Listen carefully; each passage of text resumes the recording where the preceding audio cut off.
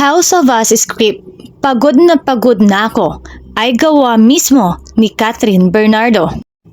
Pinakiusapan ni Direk Kate Molina si Catherine na magsulat ng letter tungkol sa lahat ng pagod niya at kung saan siya napapagod as Catherine at bilang George sa House of Us.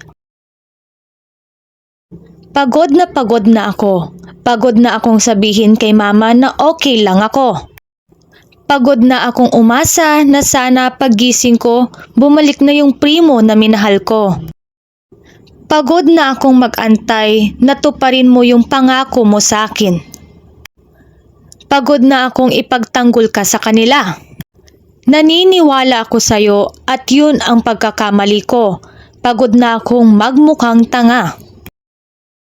Pakiramdam ko, sinasayang ko lang ang buhay ko sa relasyon na ito.